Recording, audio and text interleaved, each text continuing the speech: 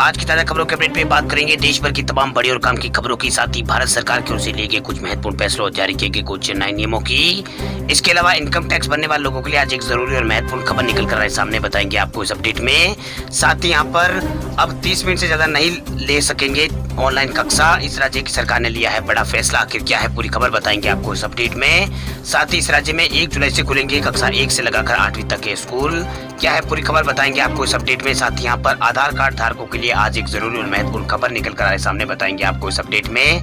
साथ ही यहाँ पर एसबीआई के 44 करोड़ ग्राहकों के लिए बैंक ने जारी किया है अलर्ट।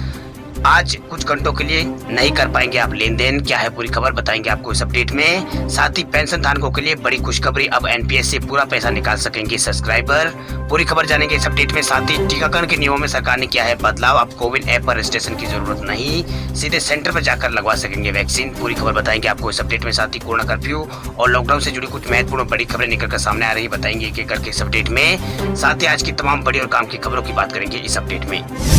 बात करते हैं आज की पहली बड़ी खबर की, तो उत्तर प्रदेश की योगी सरकार का आदेश, खोले जाएंगे प्रदेश में कक्षा 1 से 8वीं तक के स्कूल।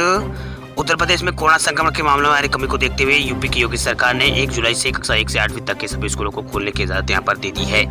वही योगी आदित्यनाथ सरकार ने अपने आदेश में कहा है कि स्कूलों को खोल दिया जाए, लेकिन फिलहाल स्कूलों में बच्चों के आने की अनुमति नहीं होगी। वह स्कूल प्रबंधन शैक्षणिक और गैर शैक्षणिक कार्यों के लिए अपने अध्यापकों और कर्मचारियों को जरूरत के अनुसार बुला सकेंगे।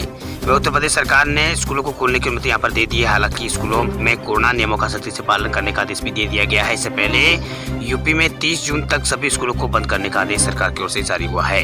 आपको बता दें कि यूपी के सभी सरकारी और गैर सरकारी परिषदीय आदि विद्यालयों में कोरोना काल की शुरुआत से ही सभी शैक्षणिक गतिविधियों को ऑनलाइन संचालित किया जा रहा है। हालांकि बीच में कुछ दिनों तक स्कूलों में अभिभावकों की सहमति से 9वीं से 12वीं तक के विद्यार्थियों को आने की इजाजत दी गई थी, लेकिन कोरोना की दूसरी लहर शुरू होने पर यह आदेश भी रद्द कर दिया गया था। चलिए बात करते हैं अगली खबर की, तो टीकाकरण का बदला है नियम, अब कोविन ऐप पर रजिस्ट्रेशन जरूरी नहीं, सीधे सेंटर पर जाकर ले सकेंगे वैक्सीन। देश में कोरोना संक्रमण की दूसरी लहर भले ही कमजोर पड़ गई हो, लेकिन खतरा अभी भी कम नहीं हुआ है। कोरोना संक्रमण की इस जंग में वैक्सीन को सबसे बड़ा सुरक्षा कवच माना जा रहा है। यही कारण है कि सरकार ने यहाँ पर देश के हर एक नागरिक को कोरोना वैक्सीन लगवाने के लिए अभियान वैक्सीनेशन कैंपिंग यहाँ पर सरकार चला रही है। वही वैक्सीन यहाँ पर कोरोना वैक्सीन की पहुँच हर किसी तक हो, ये सुनिश्चित करने के लिए सरकार ने टीके लेने के नियमों को और भी यहाँ पर आसान बना दिया है। केंद्रीय स्वास्थ्य मंत्रालय ने लोगों को सुविधा देते हुए कोविन ऐप या फिर वेबसाइट पर रजिस्ट्रेशन की अनिवार्यता को अब खत्म कर दिया है। सरकार के नए नियमों के मुताबिक कोई भी शख्स नजदीकी वैक्सीनेशन सेंटर जाकर और यहाँ पर साइट रजिस्ट्रेशन करवा कर वैक्सीन ले सकता है। वही पीआईबी की ओर से जारी बयान में सरकार की ओर से जानकारी दी गई है कि कोरोना वैक्सीन देश के हर कोने तक पहुंचाने के लिए हेल्थ वर्कर्स और आशा कार्यकर्ता और ग्रामीण इलाके और शहरी यहाँ पर स्लम्ड इलाकों में यहाँ पर जाएंगे और लोगों को ऑन स्पॉट रजिस्ट्रेशन के लिए जागरूक करेंगे। आपको बता दें कि बहुत से लोग अभी भी यहाँ पर ऑनलाइन रजिस्ट्रेशन नहीं कर पा रहे हैं। यही कारण है कि ग्रामीण इलाकों में कोरोना वैक्सीनेशन अभियान की रफ्तार काफी कम है। वही स्वास्थ्य मंत्रालय की ओर से जानकारी देते हुए कहा गया है कि देश में 13 जून तक कोविन के जरिए किए गए कुल यहाँ पर 28 करोड़ 36 लाख के रजिस्ट्रेशन में से यहाँ पर 16 करोड़ 75 लाख के आसपास यहाँ पर 58% अभ्यर्थियों ने ऑन स्पॉट रजिस्ट्रेशन कराया है। आपको बता दें कि भारत में कोरोना वैक्सीनेशन अभियान की शुरुआत 16 जनवरी को हुई थी। 16 जनवरी से अब तक देश में 26 करोड़ से अधिक लोगों को कोरोना की खुराक दी जा चुकी है। बात करते हैं अगली खबर की, तो दाल की बढ़ती कीमतों से जल्द मिलेगी राहत, सरकार ने लिया ये बड़ा फैसला। देश में दाल की कीमतों में तेजी से बढ़ोतरी हुई है, मगर अब इसमें राहत मिलने के आसार है। सरकार लगातार दाल की कीमतों को काबू करने की कोशिश कर रही है। वह स्टॉक घोषित करने के निर्देश के बाद अब सरकार ने विदेशों से दाल के आयात का कॉन्ट्रैक्ट भी यहाँ पर किए हैं। वहीं पिछले 2-3 महीनों से दाल की कीमतों में तेजी से बढ़ोतरी हुई है। बढ़ते भाव पर काबू पाने के लिए सरकार ने व्यापारियों से अपने स्टॉक घोषित करने के लिए कहा था। मतलब ये है कि देश के व्यापारी ये बताए कि उनके पास दाल का कितना स्टॉक है। वही सरकार इस बार अपना बम्पर स्टॉक यहाँ पर नहीं बना पाई है। वही मीडिया रिपोर्ट के मुताबिक करीब 4200 व्यापारी और मिलों ने अपने स्टॉक यहाँ पर घोषित किए हैं। बताया जा रहा है कि देश में 15 लाख टन दाल का स्टॉक है। वही सरकार बाहर से दाल के आयात के लिए पूरी कोशिश यहाँ पर कर रही है। वही सरकार ने 2 देश मालदीव और म्यांमार के साथ दाल के आयात के लिए यहाँ पर साझा करार भी यहाँ पर किया है। बताया जा रहा है कि यह करार 5 सालों के लिए किया गया है। चलिए बात करते हैं अगली खबर की, तो मोदी सरकार का बड़ा फैसला, जल्द हेल्थ इंफ्रास्ट्रक्चर को सरकार दे सकती है 50,000 करोड़ रुपए। कोरोना वायरस महामारी के कारण भारत सरकार देश में हेल्थ इंफ्रास्ट्रक्चर को बूस्टर देने के लिए 50,000 करोड़ रुपए क्रेडिट इंसेंटिव के रूप में देने का विचार यहाँ पर कर रही है। वहीं मीडिया रिपोर्ट के मुताबिक इस योजना के तहत भारत सरकार कंपनियों को नए अस्पताल बनाने के साथ साथ मेडिकल सप्लाई के लिए क्रेडिट फंड्स मुहैया कराएगी और सरकार इन कंपनियों की गारंटर खुद बनेगी। वही मामलों के जानकारों ने कहा है कि छोटे शहरों में कोविड-19 संबंधित स्वास्थ्य ढांचे को मजबूत करने पर सरकार ध्यान देने की संभावना है। हालांकि महीनों में कोरोना के केसेस बढ़ने से देश की खराब स्वास्थ्य हालत सामने आ चुकी है। अब इसको ढकने के लिए मोदी सरकार हेल्थ इंफ्रास्ट्रक्चर को बूस्ट देने का काम यहाँ पर कर रही है, जिससे देश में अस्पतालों में मरीज बेड और ऑक्सीजन की कमी ना हो। सरकार की ये लोन गारंटी स्कीम आरबीआई के प्रयासों को और बल देगी, जिसके तहत रिजर्व बैंक ने हेल्थ सेक्टर के साथ वैक्सीन निर्माताओं को किफायती लोन देने का ऐलान किया था।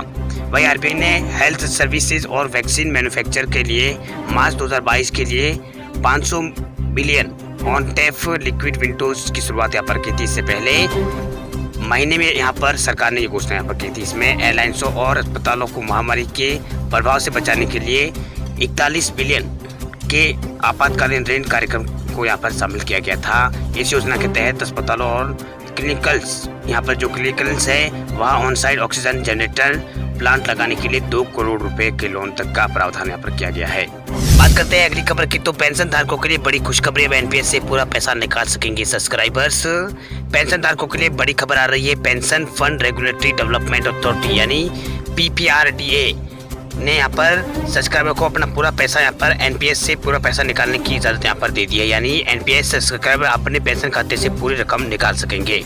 वही पीएफआरडीए के मुताबिक जिस सब्सक्राइबर का कुल पेंशन यहाँ पर 5 लाख रुपए से ज़्यादा कम है, वो बिना यहाँ पर एंक्यूटी खरीद अपना पूरा पैसा यहाँ पर निकाल सकते हैं। आपको बता दें कि मौजूदा समय में पेंशन फंड में 2 लाख रुपए से अधिक होने की सूरत में फंड धारक रिटायर होने या फिर 60 वर्ष की आयु पूरी हो जाने पर अधिकतम 60% रकम एक मुश्त निकाल सकते हैं। वही पीएफआरडीए ने कहा है कि अगर फंड राशि में 5 लाख रुपए कम है तो धारक ये पैसा पूरा यहाँ पर निकाल सकते हैं। इन्हें बीमा योजना खरीदने की यहाँ पर जरूरत नहीं है।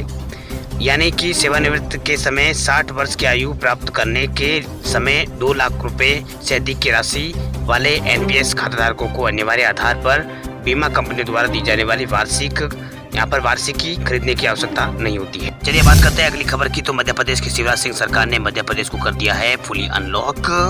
मध्य प्रदेश की शिवराज सिंह चौहान सरकार ने अब प्रदेश को पूरी तरह से अनलॉक करने की घोषणा कर दी है और अनलॉक की नई गाइडलाइन भी जारी कर दी है। वही नई गाइडलाइन में छूट का दायरा बढ़ा दिया गया है। अब सिर्फ प्रदेश में कोचिंग स्कूल और स्विमिंग पूल और सिनेमा घर अभी यहाँ पर फिलहाल बंद रहेंगे। शादी में 50 लोग और अंतिम संस्कार में 10 लोग शामिल होने की बात कही गई है। वही इन प्रतिबंधों के साथ साथ सामाजिक, राजनीतिक, खेल और मनोरंजन, सांस्कृतिक आयोजन और मेलों पर रोक रहेगी। इनके अलावा सब कुछ यहाँ पर खोल दिया गया है। वही नई गाइडलाइन पूरे प्रदेश में लागू कर दी गई है। प्रदेश में शॉपिंग मॉल के साथ साथ जिम, रेस्टोरेंट और क्लब, फिटनेस सेंटर, खेल स्टेडियम को भी खोलने की इजाजत दे दी गई। सभी तरह की दुकानें, प्रतिष्ठान, प्राइवेट ऑफिस पूरी क्षमता के साथ सुबह 9 से रात 8 बजे तक खुल सकेंगे। इसके साथ ही रेस्टोरेंट, जिम, फिटनेस सेंटर और क्लब भी रात में 50% क्षमता के साथ खोले जा सकेंगे। वही सरकारी दफ्तरों में 100% स्टाफ आ सकेगा, लेकिन धार्मिक स्थलों पर एक समय में अधिकतम 6 लोग ही जा सकेंगे। पहले यहाँ 4 लोगों की अनुमति थी और सभी उद्योग पूरी क्षमता के साथ चल सकेंगे। वही निर्माण गतिविधियां भी एमपी के अंदर चलती रहेगी। सरकार की ओर से आदेश जारी हुआ है। इधर राज्य सरकार के निर्देश के बाद भोपाल में रात 11 बजे जिला प्रशासन ने नई गाइडलाइन जारी कर दी, जिसमें रेस्टोरेंट पूरी तरह से रात 10 बजे तक 50% क्षमता के साथ यहाँ पर खोलने की अनुमति दे दी गई है। वही होशंगाबाद जिला कलेक्टर और मजिस्ट्रेट धनंजय सिंह धारा 144 के तहत आदेश जारी कर सुबह 9 से रात 8 बजे तक नए यहाँ पर बाजारों को खोलने की अनुमति दे दी है। अब बात करते हैं अगली खबर की, तो उत्तर प्रदेश की योगी सरकार का बड़ा फैसला, आजीवन वैध होगा यूपीटीईटी का सर्टिफिकेट। उत्तर प्रदेश की योगी सरकार ने प्रदेश के शिक्षक अभ्यर्थियों को लिए बड़ा फैसला लेते हुए यूपीटीईटी के सर्टिफिकेट की वैधता को आजीवन करने का निर्णय लिया है। मुख्यमंत्री योगी आदित्यनाथ ने कहा है कि इसका आदेश जारी कर दिया गया है और इस संबंध में जल्द ही नोटिफिकेशन जारी किया जाएगा। हाल में ही हुए पंचायत चुनाव के नतीजों के बाद से पंचायत चुनाव थे, उनके बाद यहाँ पर नतीजों के बाद से सरकार की तरफ से राहत भरे फैसले की उम्मीद की जा रही थी। वही शिक्षक भर्ती के संबंध में सरकार का ये फैसला उस दिशा में बड़ा कदम है। वह आदेश जारी होने के बाद परीक्षा में एक बार क्वालिफाई हुए अभ्यर्थियों को यानी उम्मीदवारों को बार बार परीक्षा देने की जरूरत नहीं होगी। इससे पहले यूपीटीईटी के प्रमाण पत्र केवल 5 वर्षों के लिए ही यहाँ पर मान्य होता था। यदि उम्मीदवार 5 वर्षों तक कहीं भर्ती नहीं, अगर उम्मीदवार को नहीं मिलती तो उसे दोबारा परीक्षा क्वालिफाई यहाँ पर करनी होती थी। इस व्यवस्था में अब सुधार किया गया है, जो कि प्रदेश के लाखों शिक्षक अभ्यर्थियों के लिए बड़ी राहत भरी खबर है। वही मुख्यमंत्री ने जानकारी दी है कि यहाँ पर DEIDD कोर्सेज में एडमिशन के लिए पूर्व प्रचलित व्यवस्था को लागू रखा जाएगा। वही प्राइमरी व जूनियर स्कूलों यानी कक्षा 1 से 8वीं तक पढ़ाने के लिए टीईटी अनिवार्य होता है। वही पात्रता आजीवन रहने पर अभ्यर्थी को बार बार परीक्षा में बैठने से यहाँ पर जो बार बार परीक्षा उसमें बैठने से मुक्ति मिलेगी और आवेदन शुल्क भी यहाँ पर नहीं देना पड़ेगा। आपको बता दें कि इससे पहले केंद्र सरकार ने केंद्र सरकार ने CTET सर्टिफिकेट की वैधता को भी आजीवन करने का फैसला किया था। वही प्रदेश में पहली बार 2011 में यूपी बोर्ड ने परीक्षा आयोजित की थी, जिसके बाद 2013 से परीक्षा नियामक प्राधिकरण परीक्षा आयोजित करता रहा है। केंद्र सरकार के आदेश के अनुसार 2011 में पास हुए कैंडिडेट से ये लागू होगा। राज्य सरकार या केंद्र शासित प्रशासन टीईटी की वैलिडिटी को पुनः निर्धारित करने के लिए नए टीटीए सर्टिफिकेट जारी करने के लिए कदम उठाएगी। वही यूपी में टीईटी को आजीवन वैधता मिलने से कई अभ्यर्थियों को फायदा यहाँ पर होगा। चलिए बात करते हैं अगली खबर की। तो 1 जुलाई से इनकम टैक्स डिपार्टमेंट कर रहा है नियमों में बदलाव। 2 साल रिटर्न फाइल नहीं किया तो TDS 50 गुना होगा। आयकर विभाग 1 जुलाई से 2 नई धाराएं लागू करने जा रहा है। एक धारा की वजह से 50 लाख से ऊपर की एक कारोबारी से खरीद पर 0.10% टैक्स डिडक्शन एट सोर्स यानी TDS का प्रावधान करना होगा। चलिए बात करते हैं अगली खबर की। तो हिमाचल में अब 30 मिनट से ज्यादा नहीं चलेगी ऑनलाइन कक्षा। शिक्षा विभाग ने लिया ये फैसला। हिमाचल प्रदेश के अंदर स्कूलों में ऑनलाइन शिक्षा से परेशान लाखों स्कूली बच्चों का मानसिक तनाव अब कम होगा। प्रदेश के सरकारी व प्राइवेट स्कूलों में अब शिक्षक 3 घंटे से ज्यादा छात्रों की ऑनलाइन कक्षा नहीं ले सकेंगे। वही सरकार के आदेश पर शिक्षा विभाग ने मंगलवार को इसको लेकर अधिसूचना यहाँ पर जारी कर दी। अधिसूचना जारी कर सभी प्रिंसिपल, शिक्षक व जिला उपाध्यक्ष को साफ यहाँ पर किया है कि छोटी से बड़ी कक्षाओं के छात्रों की ऑनलाइन पढ़ाई का समय निर्धारित यहाँ पर किया जाए। वही 2 से 3 घंटों से ज्यादा छात्रों की ऑनलाइन कक्षाएं न लगाने पर साफ निर्देश शिक्षा विभाग की ओर से जारी हुआ है। वही शिक्षा विभाग ने आदेश का हवाला देते हुए कहा है कि केंद्र सरकार की गाइडलाइन को हिमाचल के स्कूलों में भी यहाँ पर फॉलो किया जाए। आपको बता दें कि प्रगाथा गाइडलाइन के तहत अब राज्य के प्राइवेट व सरकारी स्कूलों के छात्रों को यहाँ पर फ्री पढ़ाई करवाई जाएगी। नई गाइडलाइन के मुताबिक प्री प्राइमरी छात्रों की 30 मिनट से ज़्यादा की ऑनलाइन कक्षा यहाँ पर नहीं लगाई जा सकती है। वही पहले 8वीं से पहली से 8वीं तक के छात्रों को 2 से ज़्यादा सेशन नहीं लिए जा सकते हैं। यह आदेश यहाँ पर जारी किए गए हैं कि 9वीं से 12वीं छात्रों को एक दिन में ज़्यादा से ज़्यादा 4 सेशन से ज़्यादा नहीं होने चाहिए। वह शिक्षा विभाग ने पहले से 12वीं यानी पहली कक्षा से 12वीं तक के छात्रों को पढ़ाई का पूरा शेड्यूल वेबसाइट पर डाल दिया है। अब बात करते हैं अगली खबर की। तो SBI ने स्टेट बैंक ऑफ इंडिया के 44 करोड़ ग्राहकों के लिए जरूरी खबर। आज यानी 17 जून को कुछ घंटों के लिए आप नहीं कर पाएंगे लेन देन। स्टेट बैंक ऑफ इंडिया में खाता रखने वाले खाताधारकों के लिए जरूरी खबर है। अगर आपका भी अकाउंट स्टेट बैंक में है तो आपके लिए बहुत ही जरूरी खबर है। स्टेट बैंक ने बताया है कि 17 जून आज बैंक की खास सर्विस यहाँ पर काम नहीं करेगी। बैंक अपने ग्राहकों को बेहतर सुविधा देने के लिए समय समय पर अपग्रेड यहाँ पर करता रहता है, जिससे ग्राहकों को डिजिटल सेवाएं आसानी से मिल सके। बैंक ने ट्वीट करके इस बारे में जानकारी दी है। वही स्टेट बैंक ऑफ इंडिया ने ट्वीट करके यहाँ पर लिखा है कि 17 जून 2021 को यहाँ पर 12:30 बजे से 2:30 बजे तक यहाँ पर मेंटेनेंस का काम करेगा बैंक। वही मेंटेनेंस एक्टिविटी के चलते ग्राहक 2 घंटे के लिए येनो ऐप और येनो लाइट और UPI का इस्तेमाल नहीं कर पाएंगे। बैंक की ओर से ये जानकारी यहाँ पर दी गई है। ट्वीट करके इस बारे में जानकारी दी गई है। वही आपको बता दें कि देश भर में SBI के 22,000 से अधिक ब्रांचेज है, 58,000 से अधिक ATMs और CDM नेटवर्क्स है। वही बैंक के 8 करोड़ ग्राहक इंटरनेट बैंकिंग और यहाँ पर 1,90 लाख ग्राहक मोबाइल बैंकिंग का इस्तेमाल करते हैं। इसके अलावा बैंक के integrate digital life style platform यानी येनो को लोग यहाँ पर पसंद कर रहे हैं और अब तक यहाँ पर 7.4 करोड़ से अधिक डाउनलोड इसके हो चुके हैं। अब बात करते हैं अगली खबर की। तो कोविड-19 की तरह ब्लैक फंगस भी होगा सभी हेल्थ इंश्योरेंस पॉलिसी में कवर। कोविड-19 महामारी के दौर में हेल्थ इंश्योरेंस पॉलिसी की अहमियत बढ़ गई है। इस बीमारी के इलाज का बिल लाखों रुपए में आता है। यदि मरीज ने हेल्थ इंश्योरेंस पॉलिसी ले रखी है तो इसका भुगतान बीमा कंपनी करती है, लेकिन अब एक दूसरी समस्या भी देखी जा रही है। कुछ मरीज कोविड-19 के इलाज के दौरान या फिर उसके बाद ब्लैक फंगस, व्हाइट फंगस जैसी बीमारियों से पीड़ित हो रहे हैं। अच्छी बात यह है कि बीमा कंपनियों ने स्वीकार किया है कि जो ब्लैक फंगस है उसका उपचार भी हेल्थ इंश्योरेंस पॉलिसी के कवरेज का हिस्सा है और मरीज इसका दावा कर सकते हैं।